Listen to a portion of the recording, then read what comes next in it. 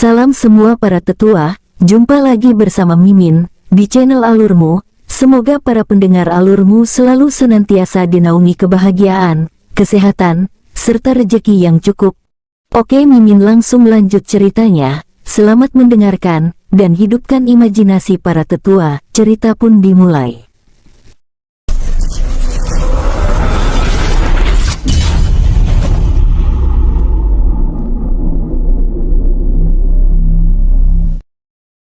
Ryu terbangun dari tempat berbaring dengan wajah murung, merasakan tingkat kultivasinya menurun drastis. Tingkat kultivasi yang awalnya sudah mencapai level 31 kini telah menjadi level 10.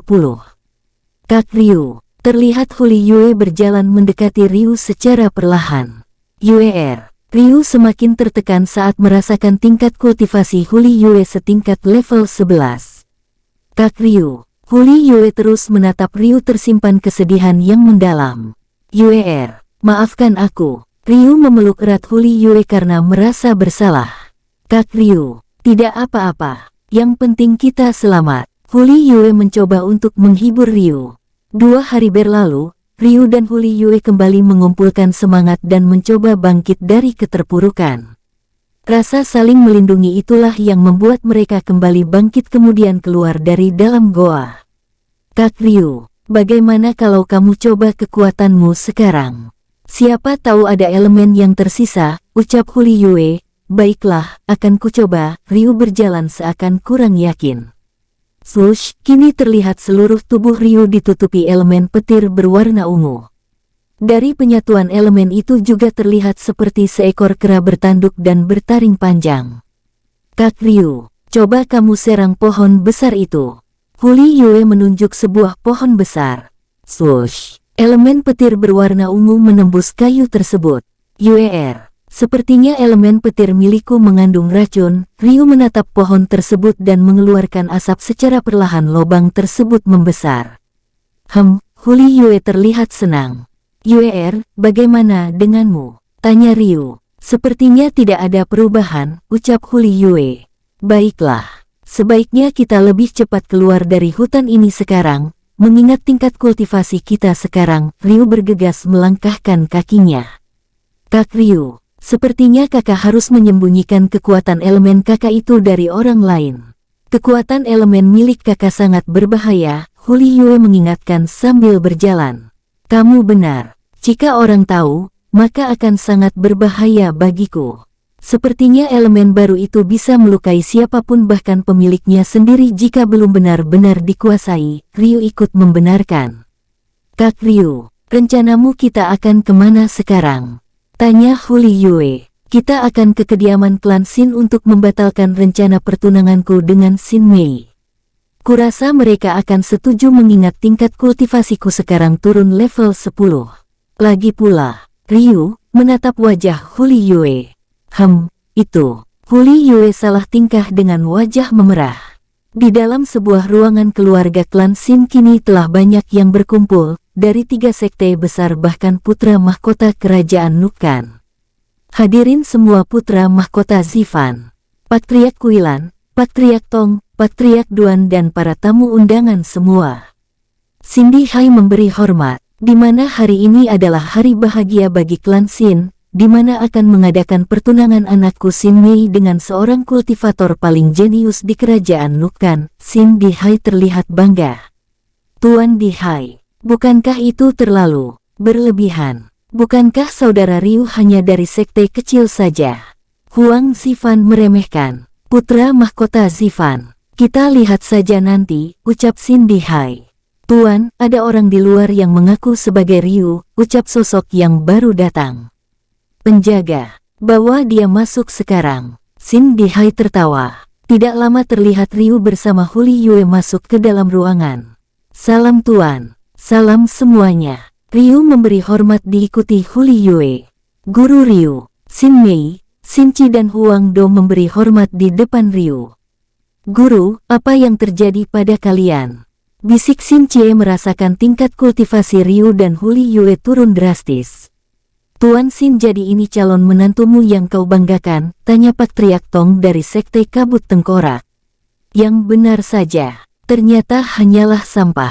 Semua orang berbicara satu sama lain. Guru Ryu, apa kau ingin mempermalukanku di depan tamu undangan? Wajah Sin Dilang memerah merasa malu. Mohon maaf sebelumnya Tuan, memang beginilah keadaanku sekarang. Kami baru saja mengalami musibah. Ryu menunduk lesu. Meyer, menurutmu apa dia pantas menjadi pendampingmu? Huang Zifan menatap Sin Mei lalu menoleh ke Ryu. Lebih baik klan Sin menerimaku saja sebagai menantu daripada seorang sampah, sambil menunjuk Ryu. Jaga mulutmu, Hu Liyu mengancam. Hahaha, satu lagi sampah ingin menggertakku. Lebih baik kau menjadi selirku saja. Huang Zifan menatap Hu Liyu dengan penuh nafsu. Putra mahkota Zifan, sekali lagi kamu bicara seperti itu, aku akan merobek mulutmu. Ryu mengancam, lancang kau. Huang Zifan mengibaskan tangannya ke arah Ryu dan Hu Liyue. Duar, gedebuk membuat Ryu dan Hu Liyue terpental dan memuntahkan darah. Patriark Kuilan, Anda dari Sekte Cahaya Surgawi. Bagaimana menurutmu jika ada seorang kultivator yang kultivasinya menurun secara drastis? Putra mahkota menatap Mu Kuilan. Sepengetahuanku semua meridiannya akan rusak total dan tidak mampu lagi untuk berkultivasi seumur hidupnya, jawab Patriark Kuilan. Ayah, aku tidak ingin menikah dengan seorang sampah, Sin Mei bersuara. Saudara Mei, apa yang kamu katakan? Sin Cie seakan tidak percaya dengan apa yang baru saja dia dengar. Meyer, bagaimanapun dia adalah orang yang berjasa pada kita. Huang Do menggelengkan kepala. Aku adalah calon pewaris ketua klan Sin. Apa itu pantas aku akan bersanding dengan orang yang melindungi dirinya saja tidak mampu? Sin Mei menatap Ryu penuh benci bercampur kekecewaan. Saudara Cie, jika kamu menginginkan sampah itu, silahkan, aku tidak melarangmu. Sin Mei menatap Sin Cie. Mendengar ucapan tersebut Huang Do dan Sin Cie hanya menggelengkan kepala seakan tidak percaya. Apa yang dikatakan Sin Mei benar. Itulah sebabnya aku datang ke sini untuk membatalkan rencana pertunangan ini. Ryu memegang dadanya yang masih sakit. Tidak pantas sampah mengatakan itu. Sin Dilang melancarkan serangannya membuat Ryu kembali muntah darah. Aku rasa sudah tidak ada yang perlu dibicarakan lagi. Aku mohon pamit undur diri. Ryu berusaha berjalan keluar ruangan. Jika ada seorang yang masuk ke klan Sin, maka harus keluar dengan izin kami. Sin Dilang memberi isyarat kepada ketiga patriark sekte. Seketika aura dari ketiga sekte besar menekan spiritual Ryu dan Hu Liyue membuat mereka berteriak kesakitan. Cukup, aku mohon hentikan. Sin Cie mencoba menghalangi ketiga patriark tersebut. Cier, kau kira dengan permintaanmu aku akan melepaskannya begitu saja? Apalagi ayahmu hanya anggota cabang. Sin Dihai terlihat geram. Tuan Dihai, hentikan. Jika tidak kerajaan Nukan akan membatalkan perjanjian kita. Huang Do sedikit mengancam. Adik Do, apa yang kamu lakukan? Huang Zifan menatap Huang Do. Kak Zifan, bukankah kamu hanya menginginkan Meyer? Bagaimanapun Guru Ryu adalah guruku yang mengajariku sampai aku seperti ini sekarang. Huang Do menatap Sin Cie memberikan isyarat membawa pergi Ryu dan Hu Liyue. Jika kalian semua tidak melepaskan mereka, maka lebih baik aku akan bunuh diri sekarang. Dan kalian semua akan tahu akibatnya bahkan putra mahkota sendiri, Huang Do mengancam. Huang Zifan kini terlihat panik, raja telah mentitahkan untuk melindungi Huang Do.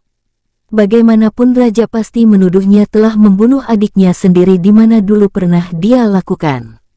Ditambah lagi, kepergian mereka sebagai tamu klan Sin yang juga ada 3 sekte besar. Akhirnya dengan terpaksa putra mahkota memerintahkan mereka untuk menghentikan aksinya dan meminta Sin Cie untuk membawa Ryu dan Hu Liyue keluar. Setelah tamu undangan sudah bubar, kini hanya tinggal Sin Dihai dan 3 patriark sekte yang terlihat merencanakan sesuatu. Patriark Kuilan, Patriark Tong, Patriark Suan. Kuperintahkan kalian untuk mencari dan membunuh mereka atau menghancurkan sektenya agar tidak jadi ancaman di kemudian hari, perintah Sin Dihai. Itu pekerjaan mudah Tuan, ucap mereka serempak. 3 hari kemudian, Xin Chie telah berhasil membawa Ryu dan Huli Yue yang masih dalam keadaan terluka karena seluruh meridian mereka rusak parah akibat serangan spiritual dari ketiga Paktria. Saat berada di depan gerbang sekte, kini hanya sisa puing-puing bekas terbakar tidak menyisakan satupun. Guru Ryu, adik Yue, bagaimana ini sekarang? Xin Chie terlihat khawatir. Xin Chie, bawakan kami ke tempat ini. Ryu memberikan sebuah gulungan peta. Setelah melihat peta tersebut, Xin Chie kembali mengangkat mereka berdua menuju tempat yang ditunjukkan oleh Ryu.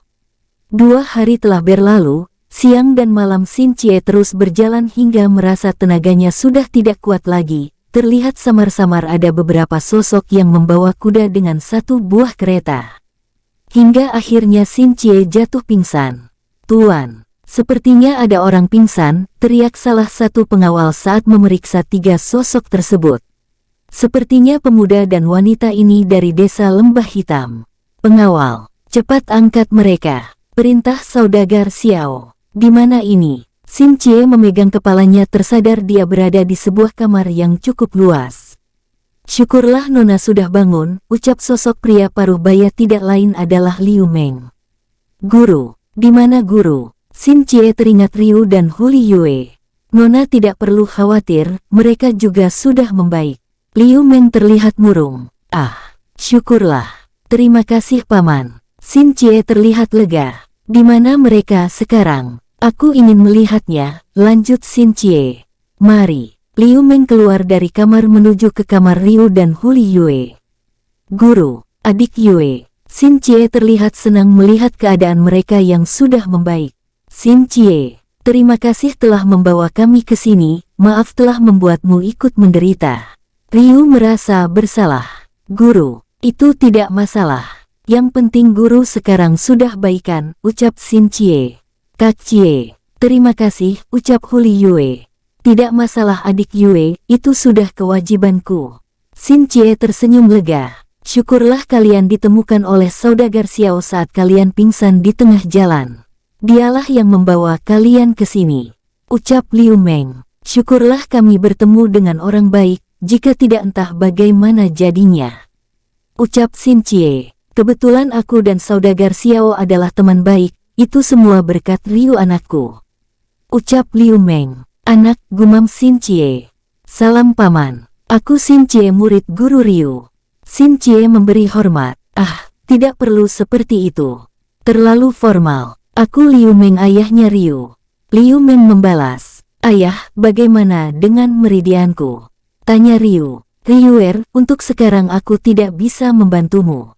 Liu Meng merasa bersalah. "Kak Ryu, bagaimana kalau kita bertemu dengan ayahku saja? Siapa tahu dia bisa membantu untuk memulihkan meridian kami." Huli Yue memberi usul. "Yuer, apa ayahmu tinggal tidak jauh dari sini?"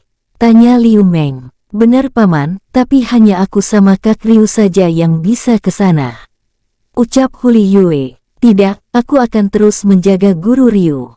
Aku akan menjaganya sampai dia benar-benar pulih," tegas Xin Chie. "Baiklah, tapi kamu jangan kaget," Huli Yue memperingati. "Apapun yang terjadi aku akan menjaga guru," tegas Xin Chie. "Jika demikian lebih baik kalian pergi besok pagi saja, mengingat kondisi kalian belum pulih total," ucap Liu Meng. "Baik ayah," ucap Ryu. Keesokan pagi, Ryu, Xin Chie dan Huli Yue telah berada di kedalaman hutan bagian timur. Goar, ngaum, Owo, seekor rubah merah menghadang mereka. "Guru Ryu, adik Yue, kalian mundur," sambil keringat dingin mengeluarkan pedang. "Hahaha, tidak kusangka ada manusia yang mau berkorban," ucap rubah tersebut. "Ayah." Huli Yue terlihat senang. "Ayah," gumam Xin Chie. "Jangan takut. Dia ayahku," ucap Huli Yue. "Ayah, jadi adik Yue?" Xin Chie kebingungan. Huli Yue menjawab sebuah hanggukan. Ryu yang sudah tahu hanya diam, namun tidak menyangka bahwa Huli Yue juga memiliki keluarga. "Sudahlah, lebih baik kita bicara di dalam." Rubah tersebut menjadi sosok seorang pria sepuh. "Yuer, apa yang terjadi pada kalian hingga seperti ini?" tanya Huli Bai. Ceritanya sangat panjang ayah. Syukurlah Kalcie berhasil menyelamatkan kami dan membawa kami ke sini, jawab Huli Yue. Sebelumnya terima kasih untuk Xin Cie, sangat langka bagi seorang kultivator untuk melindungi kerabatnya, ucap Huli Bai. Jadi, apa rencana kalian selanjutnya? Lanjut Huli Bai. Begini senior, sekarang meridianku dan UR telah rusak, itulah kami datang ke sini. Ryu bersuara, Ryuer. Untukmu sebagai manusia, setauku hanya rumput jiwa perilah yang bisa memperbaiki kerusakan jiwa dan meridianmu. Tapi hanya bisa didapatkan di dunia peri, Huli Bai menghela nafas. Dan untuk UER, kamu bisa menyerap inti rohku saat aku sudah mencapai 1 juta tahun, di mana aku sudah tidak bisa di dunia ini lagi dan terlahir di dunia para dewa. Sambil menatap Huli Yue, Paman. Bagaimana kami bisa mencari dunia peri itu? Bukankah itu hanya mitos? Tanya Ryu. Dunia peri memang sulit ditemukan karena mereka membuat dunia mereka sendiri sejak jutaan tahun yang lalu. Tapi aku tahu di mana letak dari salah satu pintu dimensi tersebut. Huli Bai menunjukkan sebuah batu berbentuk kotak. Ini adalah kunci untuk membuka dimensi mereka. Ayah, di mana pintu dimensi mereka? Tanya Huli Yue. Setahu ayah pintu dimensi mereka berada di puncak gunung es arah barat dari sini. Sayangnya para siluman tidak bisa ke tempat tersebut karena sebuah perjanjian yang tidak bisa dilanggar, ucap Huli Bai. UER, tinggal beberapa hari lagi ayah tidak bisa bersamamu lagi. Itu adalah hukum alam, jadi kuharap kamulah yang akan mewarisi inti roh milikku. Agar kamu seperti layaknya manusia, kamu harus menyerapnya dengan cara seperti para kultivator pada umumnya. Lanjut Huli Bai. Tapi ayah, bukankah itu terlalu berbahaya? Tanya Huli Yue. Itu tidak bahaya, karena darahmu juga mengalir darahku. Hanya saja kamu akan membutuhkan waktu 1 tahun atau lebih untuk menyerapnya. Mengingat meridianmu juga rusak jadi setengah kekuatanku untuk memperbaiki meridianmu, ucap Huli Bai kemudian menatap ke arah Ryu. Ryuer, aku akan mengantar kalian ke kaki gunung es. Huli Bai memberikan batu tersebut. Terima kasih Paman, ucap Ryu. Paman, aku akan menemani guru ke sana. Xin Cie berlutut, sekarang tutup mata kalian. Aku akan mengantar kalian berdua ke sana. Huli Bai membuat sebuah cahaya berbentuk lingkaran di bawah kaki Ryu dan Xin Cie. Mereka seketika menghilang. Ayah, Huli Yue terlihat gelisah. UER, aku tahu kekhawatiranmu. Dunia kita dan manusia sangat berbeda. Kamu tidak boleh meninggalkan tempat ini sampai Ryu sendirilah yang akan menjemputmu. Tapi ingat kamu tidak boleh berharap lebih padanya. Huli Bai menghela nafas panjang. Baik ayah.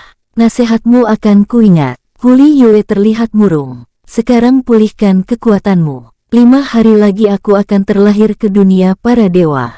Jadi pengabdianku telah berakhir, ucap Huli Bai. Di sebuah kaki gunung es, kini terlihat Ryu dan Xin Cie sedang mendaki gunung tersebut.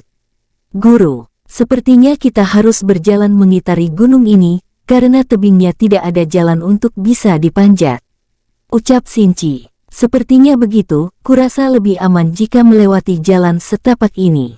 Ryu menatap ke arah jalan mengitari gunung. Setelah melakukan perjalanan seharian, Ryu merasa tubuhnya semakin dingin karena tidak bisa menggunakan energi spiritual miliknya. Guru, sepertinya hawanya semakin dingin. Apakah kita berhenti untuk berteduh? Xin Cie merasa prihatin kepada Ryu. Sebaiknya kita lanjutkan saja. Aku masih sanggup. Ryu menahan hawa dingin yang menusuk tubuhnya. Baik guru. Xin Cie menepis kekhawatirannya. Semakin tinggi perjalanan mereka, maka semakin dingin juga hawa yang ada pada gunung tersebut membuat tubuh Ryu mulai terasa kaku dengan kulit mulai pecah. Guru. Xin Cie meraba tubuh Ryu yang kini mulai kaku. Ryu yang merasa sudah tidak sanggup lagi kini mulai terlihat pasrah menunggu malaikat maut menjemputnya. Panggilan dari Xin Cie sudah mulai tidak terdengar jelas hingga tidak bisa mendengar apapun. Maafkan aku guru. Xin Cie melepas pakaian Ryu dan juga melepas pakaiannya lalu merangkul tubuh Ryu yang dimana kulit mereka tanpa pembatas lagi. Setelah itu Xinjie membalut tubuh mereka menjadi satu lalu menyalurkan energi jiwanya untuk menghangatkan tubuh mereka. Setelah beberapa jam kemudian, kini tubuh Ryu mulai hangat dan mampu menggerakkan beberapa tubuhnya. Xinjie, terdengar suara yang sangat lemah dari Ryu. Guru, akhirnya kau sadar, gumam Xinjie senang bercampur khawatir. Xinjie kemudian bangkit sambil mengangkat Ryu ke atas punggungnya lalu membungkus kembali tubuh mereka berdua lalu mengikat dengan kuat. Awalnya Xinjie merasa sungkan karena ada benda yang sedikit menonjol menyentuh tubuhnya yang mulus, namun karena keinginan kuat untuk menyelamatkan Ryu hingga dia berpikir keras untuk mengenyampingkan hal itu secara perlahan mulai melangkahkan kakinya untuk melanjutkan perjalanan. 1 minggu berlalu kini langkah Xinjie mulai terlatih kadang kakinya tergelincir akibat jalan yang ditempuh sudah membentuk kristal es. Bluk tubuh Xinjie terjatuh di bawah sebuah pohon besar di puncak gunung es karena tidak mampu lagi menahan beban. Ryu yang setengah sadar, kini mulai merangkak membawa tubuh mereka berdua mendekati pohon tersebut sekuat tenaga, menempelkan batu berbentuk kotak ke pohon tersebut. Tiba-tiba sebuah cahaya yang sangat terang mengitari pohon tersebut membuat Ryu tak sadarkan diri. Di dunia para peri, kini Ryu dan Xinjie mulai bangun dari pingsan mereka seraya mengambil pakaian mereka masing-masing. Xinjie, maafkan aku telah membuatmu ikut menderita lagi, Ryu merasa bersalah. Sudah menjadi tugasku guru. Xinjie menyemangati Ryu. Sepertinya kita sudah berada di dunia peri, kita harus mencari rumput jiwa peri itu secepatnya. Ryu beranjak dari tempatnya berjalan ke arah hutan yang terlihat rindang. Baik guru. Xinjie juga beranjak mengikuti Ryu. Xinjie, sepertinya kita sedang diawasi, Ryu mengingatkan. Xinjie mengangguk meningkatkan kewaspadaan mereka. Hihihi, hihihi, terdengar suara tawa di balik pohon. Hihi, hihi. Suara itu terus berulang dari berbagai arah. Siapa kalian? Mengapa mengikuti kami? Ryu memberanikan diri bertanya. Harusnya aku yang bertanya kepada kalian. Kenapa kalian berada di sini? Suara terdengar dari balik pohon. Kami datang ke sini hanya ingin meminta rumput jiwa peri. Setelah itu kami akan kembali, ucap Ryu. Rumput jiwa peri sangat banyak di sini. Bahkan kami anggap seperti rumput biasa, kenapa kamu ingin memintanya? Suara tersebut terdengar dari balik pohon lain. Meridianku rusak, itulah sebabnya kami sampai di sini, ucap Ryu. Jadi begitu. Tapi ada syaratnya, suara terdengar dari pohon lain. Apa syaratnya? Tanya Ryu. Kau harus memberikan rumput air emas itu padaku, maka aku akan mengantarmu pada rumput jiwa peri berada. Suara di balik pohon. Ambillah. Ryu mengulurkan telapak tangannya yang terdapat 10 buah. Sepertinya kamu orang baik, tiba-tiba sebuah cahaya muncul di depan mereka. Namaku Xian Yao. Senang berkenalan denganmu, cahaya tersebut mengambil rumput air emas pada Ryu. Mari ikuti aku, ucap Xian Yao yang diikuti Ryu dan Xinjie. Setelah berjalan cukup lama, kini Ryu disambut dengan pemandangan rumput berwarna merah terlihat berkilauan. Kalian ambillah sepuasnya, kusarankan kalian mengambil yang paling besar cahayanya saja, umurnya sudah jutaan tahun, kurasa akan lebih bermanfaat. Saran Xian Yao. Terima kasih atas sarannya. Ryu mengambil satu rumput jiwa peri tersebut yang sudah berusia jutaan tahun. Pilihan yang bijak, apakah kamu tidak ingin memetiknya untuk pasanganmu ini? Tanya Xian Yao. Terima kasih Tuan Xian Yao. Biar aku sendiri yang akan mengambilnya. Xinjie mengambil rumput tersebut. Sekarang makan dan seraplah rumput yang ada di tangan kalian, karena saat di dunia kalian, itu tidak akan berfungsi lagi. Ucap Xian Yao. Terima kasih Tuan. Ryu dan Xinjie mulai menyerap rumput tersebut. Setelah beberapa jam kini wajah Xinjie terlihat tersenyum puas namun bagi Ryu hanya memberikan sedikit efek. Sepertinya dalam tubuhmu ada hal yang unik, kurasa kamu harus mengambil puluhan rumput itu lagi. Jelas Xian Yao. Ryu mengangguk kembali mengambil rumput jiwa peri. Setelah berhasil menyerap rumput jiwa peri tersebut, kini Ryu kembali dengan wajah murung, karena hanya mampu memperbaiki beberapa meridian saja. Terlalu lama. Xian Yao menumpuk rumput jiwa peri yang berumur jutaan tahun di tangan Ryu yang tidak terhitung jumlahnya. Ryu yang awalnya ingin menyerah, kini mencoba lagi menyerap rumput tersebut. Setelah beberapa saat kini spiritualnya kembali seperti semula bahkan berkali-kali lipat. Meridian Ryu pun juga telah kembali seperti semula bahkan terlihat sangat kuat. Kurasa kalian sudah berhasil, lebih baik kalian cepat pergi dari sini sekarang, ucap Xian Yao. Baik Tuan, terima kasih atas bantuannya. Keduanya memberi hormat seketika tubuh mereka menghilang dan kembali di dekat pohon puncak gunung es. Prang, terdengar batu yang ditempelkan Ryu sebelumnya ini pecah. Xin Cie, sepertinya kita harus kembali menuruni gunung ini. Tapi dengan kondisiku sekarang, semoga tidak akan merepotkanmu lagi. Ryu mulai melangkahkan kakinya menuruni gunung tersebut. Baik Guru. Wajah Xin Cie memerah teringat kejadian sebelumnya. Setelah 5 hari kini Ryu dan Xin Cie telah berhasil menuruni gunung tersebut tanpa kendala apapun. Namun yang menjadi masalah mereka sekarang adalah kemana arah mereka untuk melangkah, karena wilayah tersebut sangat asing bagi mereka. Meskipun tidak tahu harus kemana, Ryu dan Xin Cie mengambil inisiatif terus berjalan ke arah depan mereka saat menuruni gunung es sambil berlatih dan mencoba meningkatkan kultivasi mereka. Guru, tiba-tiba Xin Cie merasakan aura yang sangat aneh di balik air terjun. Ada apa Xin Cie? Ryu tidak merasakan hal apapun.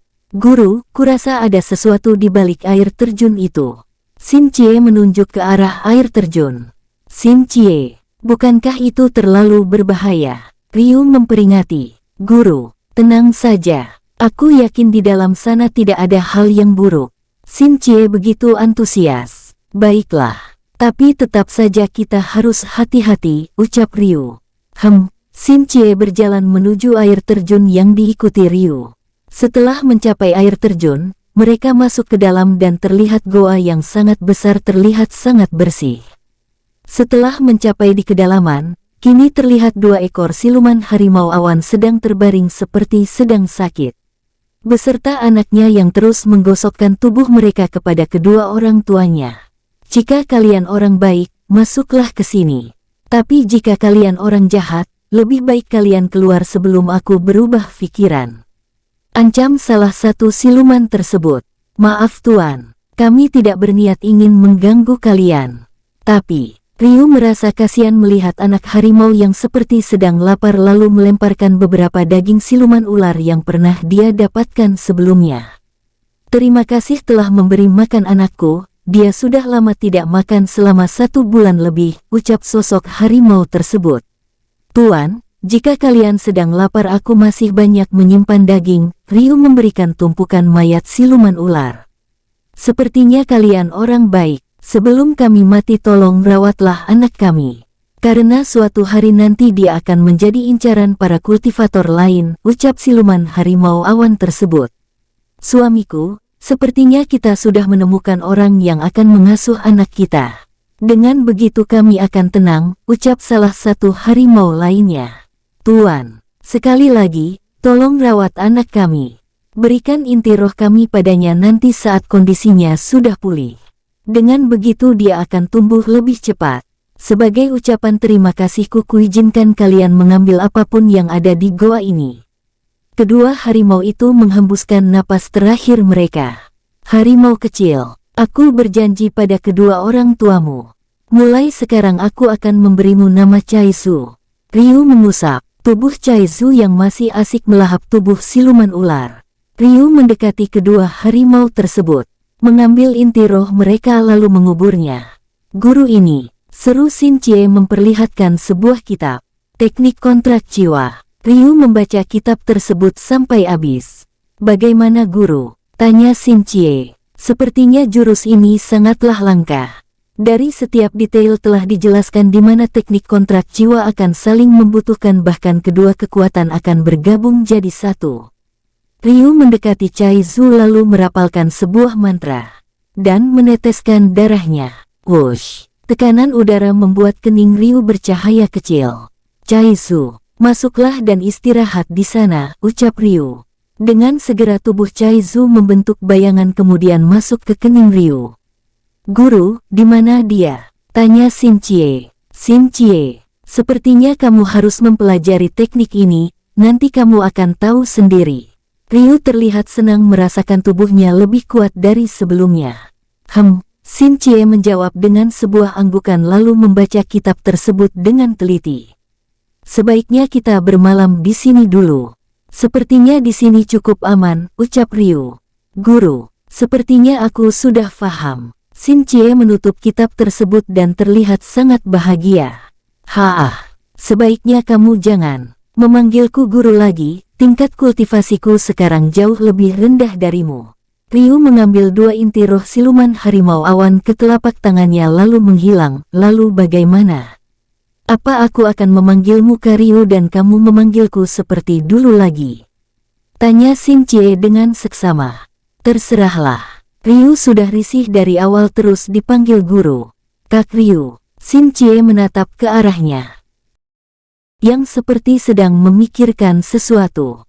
Iya Cier, ada apa?" Ryu tersadar dari lamunannya. Sepertinya Kak Ryu sedang memikirkan adik Yue.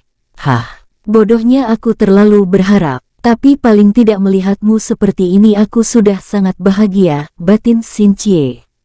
"Kak Ryu, aku sangat lelah. Kumohon untuk malam ini saja aku ingin selalu berada di pangkuanmu." Xin Cie berjalan ke samping Ryu kemudian menyandarkan kepalanya di bahu Ryu lalu memeluknya. Ryu yang awalnya menolak kini hanya memilih untuk diam, tidak ingin menyakiti perasaan Xin Cie. Apalagi mengingat pengorbanan Xin Cie untuknya. Hari pun sudah malam, kini Ryu dan Xin Cie tertidur dengan lelap. Apalagi mereka sudah kelelahan setelah menempuh perjalanan yang panjang.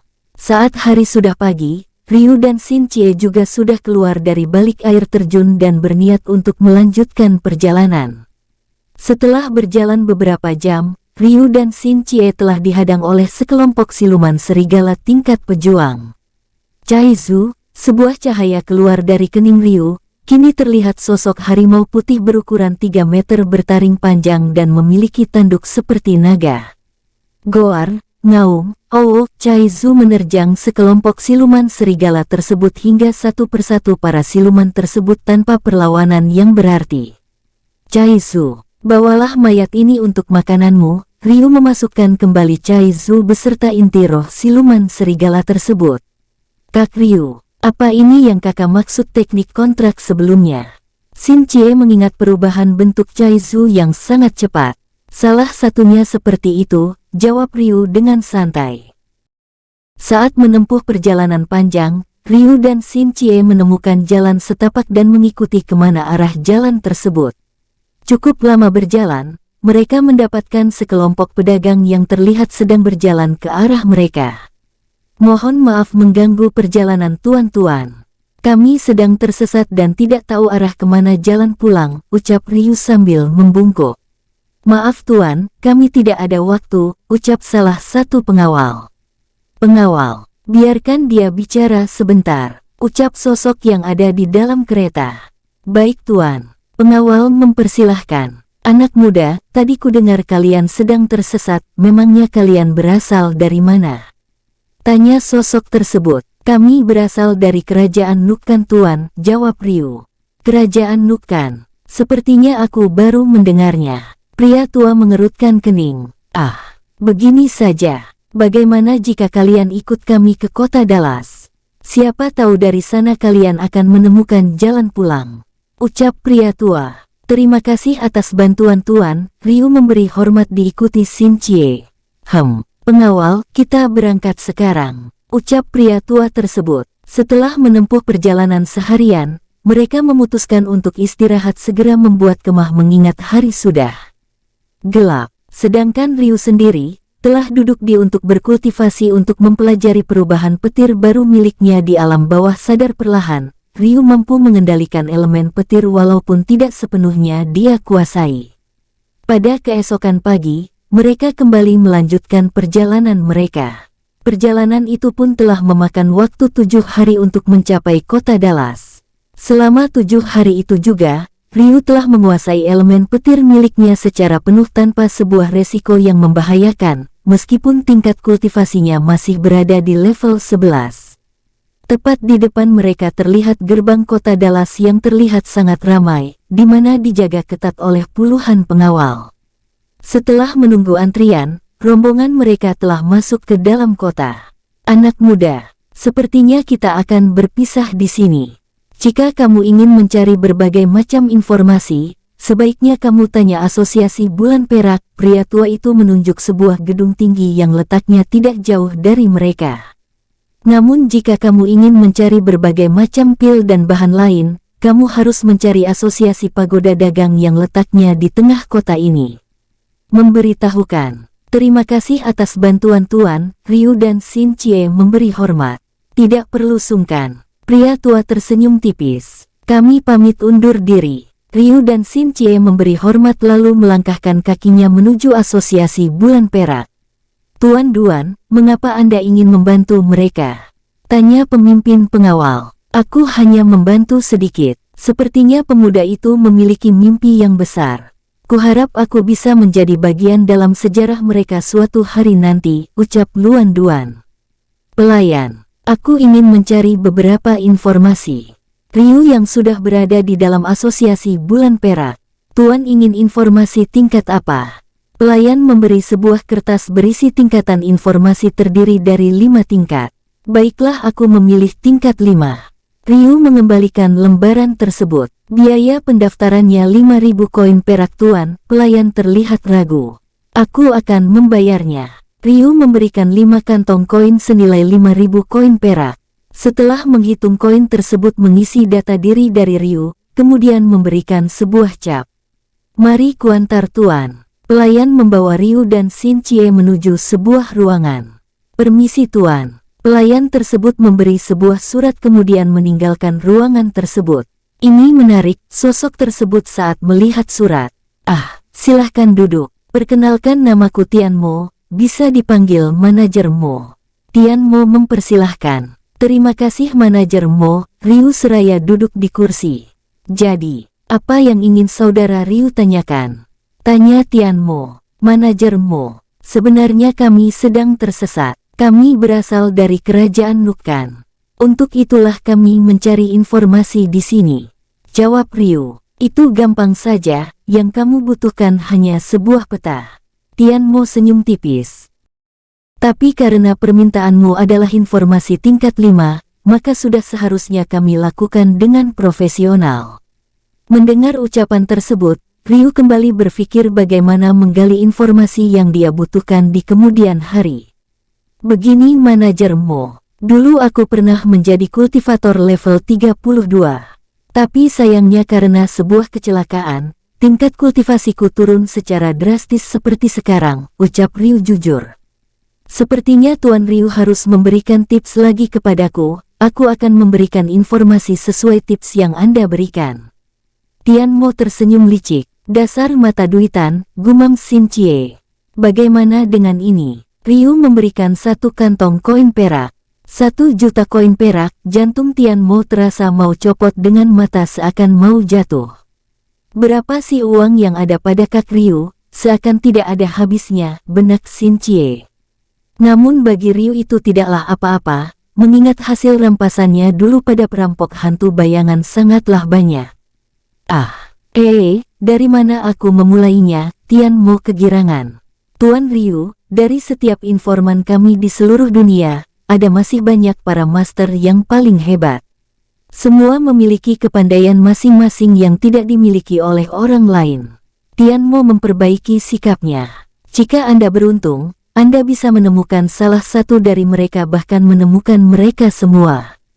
Pertama, alkemis misterius. Keberadaannya sulit ditemukan. Namun aku dengar, dia lebih senang menyendiri di dalam hutan. Kedua, master siluman. Kudengar dia lebih senang tinggal di balik goa. Tapi ada yang mengabarkan bahwa dia telah lama meninggal. Namun kitabnya dibawa oleh sepasang harimau awan. Ketiga, master teleportasi. Kebiasaannya menempati goa-goa yang ada di dalam hutan. Keempat, master ruang waktu. Dia memiliki kemampuan menciptakan dunia baru dan menciptakan waktu. Kebiasaannya menempati gunung yang jauh dari permukiman. Kelima, Master Pandai Besi. Keberadaannya juga sulit ditemui. Namun dia mampu menciptakan cincin tingkat dewa. Keenam, Pencuri Gila. Orang ini selalu berada di keramaian, namun tidak ada yang mampu melihatnya jika dia menginginkan sesuatu yang dia inginkan meskipun rata-rata yang dia curi hanya berjenis makanan. Selebihnya kamu pelajari sendiri, kebetulan aku memiliki salinannya. Tian Mo memberikan sebuah buku. Terima kasih manajer Mo, Ryu merasa itu sangat berarti. Tuan Ryu, aku memiliki salinan peta benua lotus ini, manajer Mo memberikan salinan peta benua lotus. Terima kasih manajer Mo. Ryu mengambil salinan peta. Tidak ada informasi lain yang kuberikan lagi padamu. Hanya kamulah pelanggan pertama yang mengetahui apa yang kami dapatkan. Semua telah tertuang dalam salinan itu, ucap manajer Mo. Jika begitu, kami pamit undur diri. Ryu memberi hormat meninggalkan ruangan tersebut. Setelah sudah berada di luar gedung, Ryu dan Xin Chie melanjutkan perjalanan mereka menuju ke Asosiasi Pagoda Dagang. Pelayan, kami membutuhkan beberapa pil, ucap Ryu. Silahkan Tuan. Pelayan menunjuk sebuah ruangan tempat penyimpanan pil. Tuan, ini tempat pil kultivasi. Tuan mau tingkat berapa? Tanya pelayan sambil menunjukkan beberapa kotak yang tersusun rapi. Aku mencari pil kultivasi tingkat 3 ke atas, tegas Ryu. Untuk pil tingkat 3 kami memiliki stok banyak sekitar 500 butir Tuan. Tapi untuk tingkat 4 hanya memiliki 20 butir, jawab pelayan. Itu pun semua baru datang tadi pagi. Berapa harganya? Tanya Ryu. Untuk pil tingkat 3 seharga 300 koin perak dan tingkat 4 seharga 400 koin perak, jawab pelayan. Aku beli semuanya, Ryu memberi 230.000 koin perak. Bah, baik Tuan. Pelayan itu sedikit kaget memberikan pil tersebut. Tuan, kami juga memiliki stok pil restorasi tingkat 3 sekitar 200 butir untuk tingkat 4 belum ada. Sedangkan pil jiwa tingkat 3 sekitar 300 butir, untuk tingkat 4 juga masih belum ada. Pelayan sambil mengukur harta yang dimiliki Ryu. Baiklah, aku akan membeli semuanya. Apa ini cukup? Ryu memberi 150.000 koin perak. Pas Tuan, tidak kurang tidak lebih. Tunggu sebentar Tuan, saya ambil barangnya. Pelayan menuju ruangan lain yang tidak terlalu jauh dari tempat itu. Kak Ryu, berapa banyak uangmu? Sepertinya gak ada habisnya, selidik Xin Chie saat pelayan sudah meninggalkan mereka. Yah, lumayan, Ryu terlihat santai. Ini Tuan, pelayan muncul langsung memberikan 2 buah kotak berisi pil. Pelayan, apa ada tumbuhan berjenis racun di sini? Tanya Ryu. Sepertinya belum ada Tuan, pelayan mengerutkan kening. Tapi kami menyediakan berbagai jenis senjata. Apa Tuan ingin melihatnya? Pelayan menunjukkan sebuah ruangan lain. Cier. Ryu memberi isyarat. Xin Chie terlihat kegirangan. Mari Nona, saya antarkan. Pelayan menunjukkan ke sebuah ruangan lain. Silahkan dipilih Tuan dan Nona. Pelayan memperlihatkan berbagai jenis senjata. Pelayan, apa di sini ada pedang terbaik ataupun pusaka terbaik? Ryu sambil mengamati senjata yang ada di situ. Ada Tuan. Pelayan menuju tempat lain lalu mengambil sebuah pedang kecil. Ini namanya pedang Dewa Phoenix, terbuat dari batu pelangi yang sangat langka oleh ahli pandai besi di kekaisaran ini, menunjukkan kepada mereka. Pelayan, berapa harganya? Xin Chie sambil memegang pedang tersebut sangat tertarik. Harganya 1 juta koin emas Nona. Pelayan merasa sungkan. Dek, jantung Xin Chie terasa terhenti. Kak Ryu, kita lihat yang lain dulu. Xin Chie merasa pedang tersebut mahal untuk dibeli. Jika dihitung nilainya sebanding dengan harta satu sekte besar. Pelayan, Ryu memberikan 1 juta koin emas. Melihat tingkah Ryu mengeluarkan uang tersebut dengan santai, Xin Chie dan pelayan membuka mata lebar seakan tidak percaya. Terima kasih banyak Tuan. Pelayan tidak bisa berkata apa-apa lagi. Kak Ryu, bukankah ini sangat berlebihan? Xin Cie merasa tidak enak. Cier, itu masih tidak sebanding dengan pengorbananmu untukku, ucap Ryu. Pelayan, sepertinya yang kami cari sudah tidak ada lagi. Kami mohon pamit. Terima kasih atas pelayanannya. Ryu memberikan tips sebesar 50 koin perak. Terima kasih Tuan. Pelayan sangat senang, dengan uang sebesar itu sebanding dengan gajinya selama 2 bulan. Setelah selesai membeli barang yang mereka butuhkan, Ryu dan Xin Cie mencari sebuah penginapan yang tidak jauh dari tengah kota. Saat Ryu dan Xin Cie sudah masuk di penginapan, semua pasang mata telah tertuju kepada mereka. Terlebih lagi Xin Cie, yang terlihat sangat cantik seakan mampu menghipnotis para pria yang ada di tempat itu. Siapa mereka? Sepertinya mereka bukan dari sini. Suara terdengar dari beberapa orang. Saudara, coba lihat gadis itu. Apa mungkin dia kekasih dari sampah itu? Ucap satu sama lain melihat tingkat kultivasi Ryu masih rendah. Mendengar ucapan tersebut, Ryu hanya menahan marah mengingat kultivasinya masih belum mampu mengalahkan mereka. Pelayan, aku memesan 1 kamar terbaik di sini. Ryu memberikan 1000 koin perunggu karena tidak ingin terlalu lama di tempat tersebut. Baik Tuan, mari saya antar. Pelayan mempersilahkan mereka. Suara celaan tersebut terus terdengar di telinga Ryu. Beruntung saja mereka sudah di dalam penginapan, jadi tidak ada yang berani membuat keributan karena pasti akan ganti rugi semua kerusakan. Ini kamarnya Tuan, pelayan mempersilahkan mereka masuk. Terima kasih pelayan. Ryu langsung masuk ke kamar. Cier, untuk beberapa hari aku akan mencoba menembus level 15. Kurasa dengan bantuan pil ini akan cukup. Ryu langsung duduk bersila. Kak Ryu, kamu tenang saja. Xin Cie langsung mengunci pintu. Ryu sengaja memilih kamar terbaik bukan tanpa alasan. Di samping kamarnya luas, ruangannya juga mampu menahan tekanan jika ada para kultivator yang ingin meningkatkan kultivasinya. Di balik musibah, pasti ada anugerah, itulah kata yang cocok untuk Ryu sekarang. Berkat wujud elemen petir baru miliknya, setelah dia pelajari kini tidak khawatir lagi menyerap pil tingkat berapapun, begitu juga dengan inti roh siluman walaupun berumur 1 juta tahun. Tubuhnya akan mampu untuk menyerap walaupun membutuhkan waktu yang cukup lama.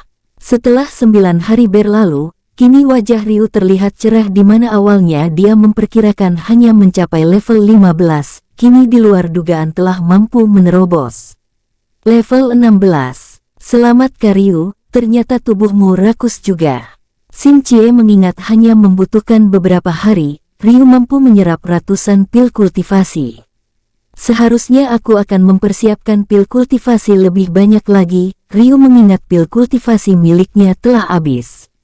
Kak Ryu, apa rencana kita selanjutnya? Tanya Xin Cie. Aku akan mempelajari buku ini dulu. Ryu mengambil salinan peta dan buku yang diberikan manajer Mu sebelumnya. Setelah beberapa jam, Ryu menutup kembali peta dan buku tersebut lalu beranjak dari tempat duduknya. Sebaiknya kita ke asosiasi pagoda dagang lagi. Siapa tahu sekarang mereka sudah memiliki stok. Ryu berjalan keluar kamar. Dasar tubuh rakus, gumam Xin Cie mengikuti Ryu keluar kamar. Di luar kamar, Ryu melunasi biaya yang masih belum dibayar langsung menuju luar penginapan. Senior, akhirnya mereka keluar juga, terdengar dari beberapa orang yang ada di tempat itu. Kita tunggu mereka di tempat yang sepi lalu kita curi harta mereka, bisik sosok yang dipanggil senior.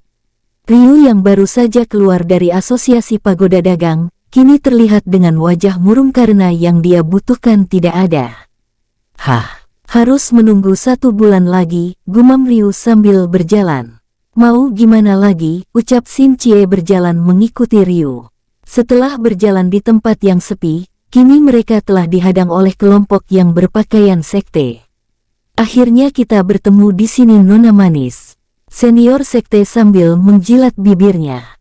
Siapa kalian? Dan apa mau kalian? Xin Cie mengeluarkan pedang Dewa Phoenix.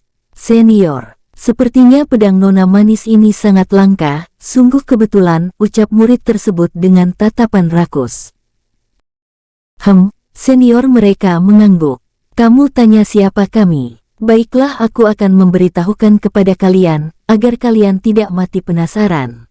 Kami dari Sekte Awan Hitam, tidak ada satupun orang yang bisa lolos dari kami.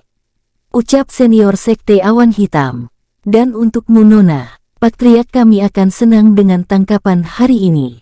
Lanjut senior Sekte, kalian coba saja. Ryu mengeluarkan pedang naga pembelah gunung. Tangkap mereka. Perintah senior Sekte. Terang, terang, terang. Pertempuran sengit pun terjadi membuat tekanan udara menyebar di area pertempuran. Setelah beberapa saat, senior Sekte Awan Hitam terlihat khawatir melihat para juniornya satu persatu telah mati. Kurang ajar, senior Sekte maju ke medan pertempuran. Terang, terang, terang. Pertemuan pedang milik Ryu dan ketua Sekte Awan Hitam membuat tangan senior Sekte bergetar. Pedang apa di tangan pemuda ini? Gumam senior Sekte Awan Hitam merasakan tangannya hampir tidak mampu digerakkan. Mana mulut besarmu? Ryu dengan sengaja terus menghantam pedang miliknya ke pedang lawan. Sial, ternyata pemuda ini jauh dari yang kupikirkan. Batin senior Sekte mencoba mencari celah untuk kabur. Krak, sebuah benang yang sangat kuat bercampur elemen melilit tubuh senior Sekte Awan Hitam. Mau lari kemana? Ryu menatapnya dengan dingin. Ampun tuan. Senior Sekte Awan Hitam berkeringat dingin. Crash, pedang besar milik Ryu memotong kepalanya. Kak Ryu, ternyata kakak kejam juga. Xin Chie yang sudah menyelesaikan memperhatikan wajah dingin Ryu saat bertarung. Cier, jangan biarkan api kecil terus menyala. Jika dibiarkan akan sulit ditaklukkan. Ryu menggeledah tubuh mayat senior Sekte Awan Hitam. Mendengar ucapan Ryu, Xin Chie mengangguk setuju, memang benar adanya. Cier, coba periksa mayat yang lain. Siapa tahu ada barang yang bisa kita ambil. Ryu terlihat memeriksa mayat yang lain. Xin Chie bergegas memeriksa tubuh mayat yang lain. Lumayan, melihat semua barang yang mereka kumpulkan terdapat satu cincin ruang biasa level 4, beberapa koin dan beberapa pil. Merasa sudah selesai, Xin Chie membakar semua mayat tersebut agar tidak meninggalkan jejak lalu bergegas kembali ke tengah kota. Saat berada di keramaian, kini mereka disambut dengan pemandangan di mana banyak orang yang sedang berkumpul. Saudara, apa yang sedang terjadi? Ryu bertanya pada salah satu penduduk. Ah saudara, sepertinya hal ini terjadi lagi. Semua dagangan berjenis makanan telah dicuri tanpa ada yang sempat melihat pencurinya. Jawab pria tersebut. Pencuri. Ryu terlihat sedang memikirkan sesuatu. Saudara, apa kamu tahu hutan yang terdekat dari sini? Tanya Ryu. Kalau itu, tuan berjalan saja ke arah sana. Pria tersebut menunjuk sebuah tempat. Terima kasih saudara. Ryu bergegas ke arah yang ditunjukkan. Cier, coba kamu periksa apakah ada orang di hutan ini. Ryu meminta kepada Xin Chie saat mereka sudah mencapai pinggir hutan. Tanpa banyak bertanya, Xin Chie memeriksa wilayah tersebut dengan energi spiritualnya. Kak Ryu, 200 meter ke arah timur, sepertinya ada orang. Kak Ryu, ada apa? Xin Chie terlihat penasaran. Nanti kamu akan tahu. Ayo kita ke sana sebelum terlambat. Ryu berlari ke hutan bagian timur. Tidak berselang lama, kini terlihat sosok pria tua yang sedang tidur di balik pohon besar. Cier, kamu tunggu sebentar. Sekarang bagianku. Ryu berjalan secara perlahan mendekati pria tua tersebut. Plak, sebuah benang berwarna ungu.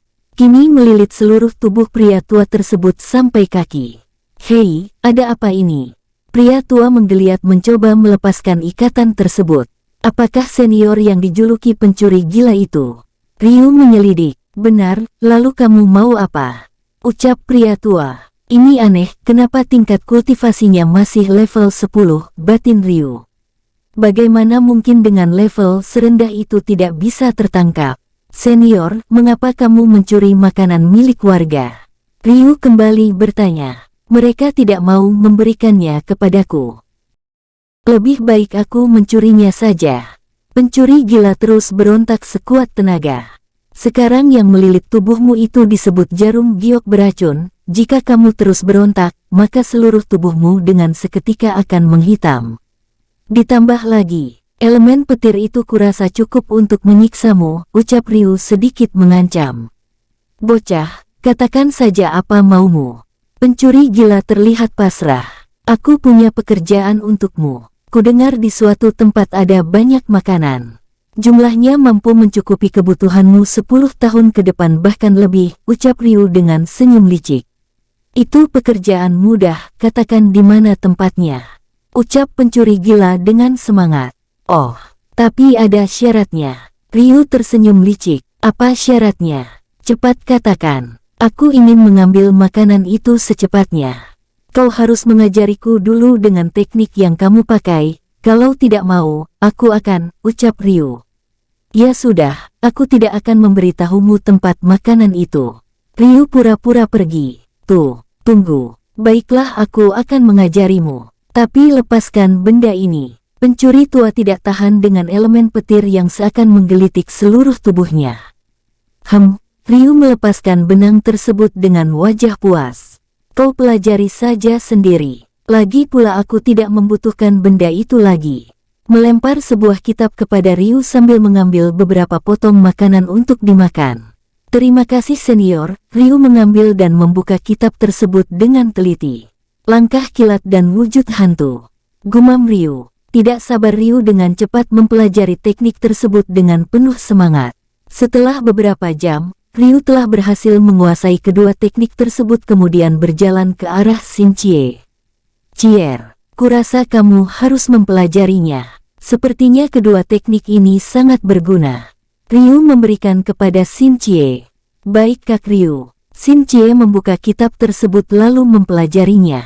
Bocah, ini sekte awan hitam. Lalu di mana makanannya? Pencuri gila menyelidik. Senior, tenang saja, kamu bantu aku dulu. Ryu menggunakan wujud hantu menembus dinding di belakang sekte awan hitam. Senior, kamu jaga di sini saja. Nanti aku sama Kak Ryu saja yang masuk.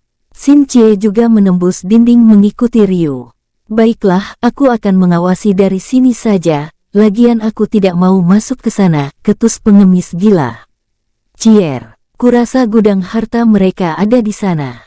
Ryu menunjukkan sebuah bangunan cukup besar dengan nada pelan. Xinjie mengiyakan. Dengan langkah kilat mereka telah berhasil menuju bangunan tersebut lalu masuk ke dalam bangunan dengan wujud hantu. Kak Ryu, nada pelan Xinjie sambil menatap di depannya terlihat tumpukan kotak tersusun yang dimana terdapat berbagai macam pil. Cepat ambil. Jangan sampai ada yang tersisa. Ryu mengambil berbagai jenis senjata, dan beberapa jenis tumbuhan dan 3 buah peti besar berisi koin.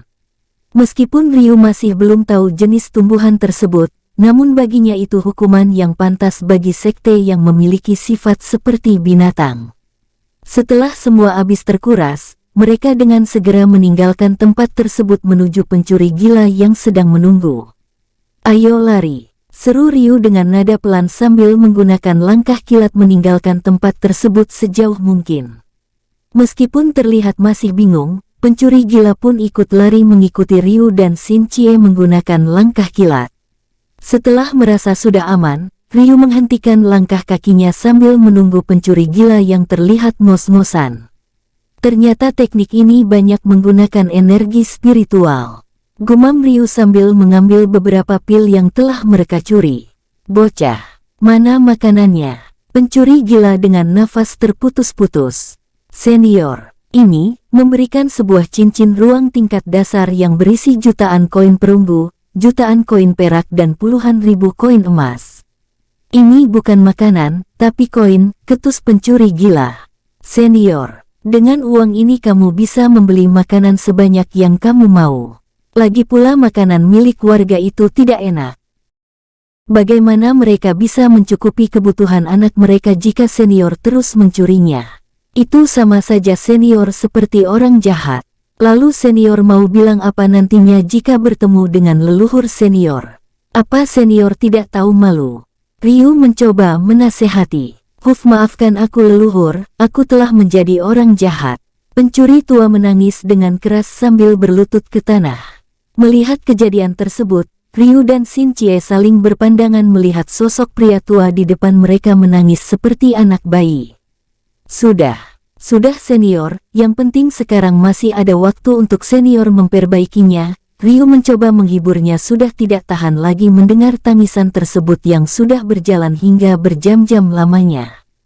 Terima kasih junior, mulai hari ini aku akan mengembalikan semua kerugian warga yang telah aku curi selama ini.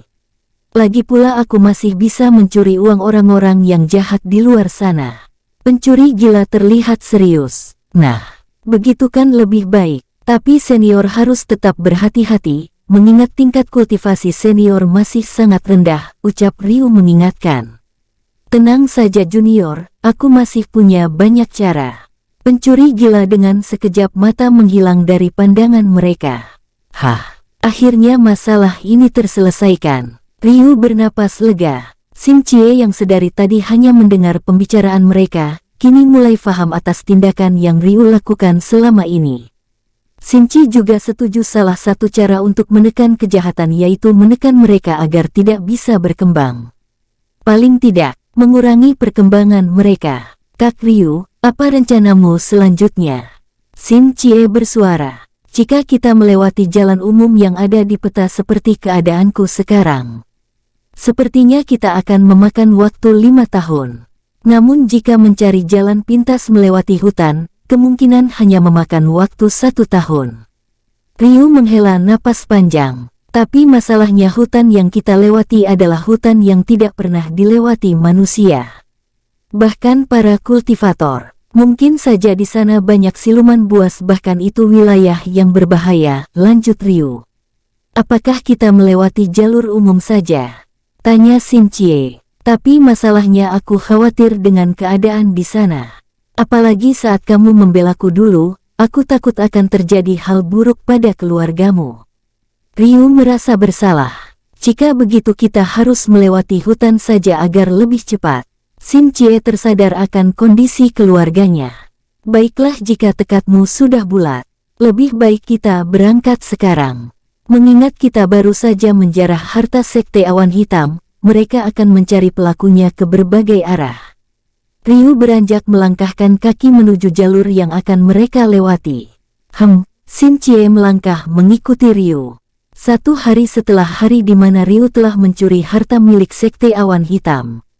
Salam Patriark Yen. Sosok murid Sekte memberi hormat. Senior Xing, apa yang kalian dapatkan hari ini?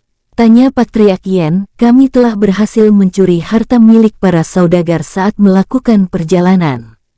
Jawab Senior Xing, kerja yang bagus. Dengan begini beberapa hari lagi kita akan mengambil alih beberapa sekte kecil agar bisa bergabung dengan kita. Patriark Yen terlihat bersemangat. Selamat Patriark, sebentar lagi sekte kita akan mencapai kejayaan. Senior Xing tersenyum kemenangan. Jika tidak ada yang dibicarakan, hamba mohon pamit, meletakkan sebuah kotak berukuran sedang lalu meninggalkan ruangan tersebut. Hahaha. Patriark Yen tertawa lepas mengambil kotak tersebut menuju bangunan gudang penyimpanan. Jantung Patriark Yen seakan mau copot saat melihat gudang penyimpanannya kosong tanpa sisa. Penjaga, teriak Patriark Yen memanggil. Siap Patriark, sambut para penjaga. Kerahkan semua orang yang masih tersisa di dalam sekte. Dan cari pelakunya. Perintah Patriark Ye. Siap Patriark, menyadari kejadian tersebut berlari keluar ruangan itu. Bagaimana mungkin? Patriark Ye menatap sebuah kunci yang ada di tangannya dengan wajah murung. Siapa yang melakukan semua ini? Apakah kultivator dengan level 50? Gumam Patriark Ye. Tidak, di benua ini belum ada sejarah kultivator yang mencapai itu, bahkan level seperti itu. Berbicara dengan dirinya sendiri. Ryu dan Xin Cie yang sudah berada di dalam hutan, kini mulai meningkatkan spiritual mereka untuk memeriksa keadaan sekitar. Setelah melewati sebuah lembah, kini wajah Ryu terlihat cerah. Di mana jenis tumbuhan yang dia cari selama ini sudah ada di depannya. Cier, sepertinya kita harus memungut jamur ini terlebih dulu. Ryu mencabut jamur hati iblis. Kak Ryu, jamur apa ini? Tanya Xin Cie sambil memungut jamur mengikuti Ryu. Ini yang dinamakan jamur hati iblis. Jika dicampur dengan darah siluman, maka siluman yang lain yang menghirupnya akan kehilangan kesadaran mereka dan menyerang siapa saja yang ada di dekat mereka. Ryu sambil melanjutkan aktivitasnya. Jika dicampur dengan darah manusia, maka manusia yang menghirupnya juga akan hilang kesadaran menyerang siapa saja di sekitar mereka. Lanjut Ryu, sepertinya sangat berbahaya. Xin Cie merasa ngeri mendengarnya. Benar, jika hal ini jatuh pada orang yang salah, maka hal ini sangat membahayakan banyak orang, ucap Ryu. Sepertinya tumbuhan ini sudah habis, yang kita butuhkan sekarang adalah darah siluman. Ryu menyudahi aktivitasnya lalu berjalan melanjutkan perjalanan mereka. Cier, jika boleh tahu inti siluman jenis apa saja yang pernah kamu serap? Tanya Ryu. Saat pertama kali saya menyerap inti siluman serigala api berusia 100 tahun tingkat petarung, dan yang kedua siluman kelelawar malam berelemen api. Xin Cie sedikit menyelidik. Sepertinya ada sedikit kesalahan. Saat aku mempelajari elemen petir milikku aku sedikit mengalami pencerahan. Energi dari rubah api akan bertolak belakang dengan kelelawar malam, meskipun masing-masing berelemen api. Tapi jika kamu percaya aku bisa memperbaikinya. Ryu menawarkan diri, bagaimana caranya kak? Tanya Xin Cie. Sekarang duduklah, Ryu menunjuk ke arah batu besar yang tidak jauh dari mereka. Meskipun sedikit ragu namun memilih untuk percaya kepada Ryu. Bersambung, sampai ketemu di episode selanjutnya. Semoga kalian semua selalu terhibur, dan terima kasih.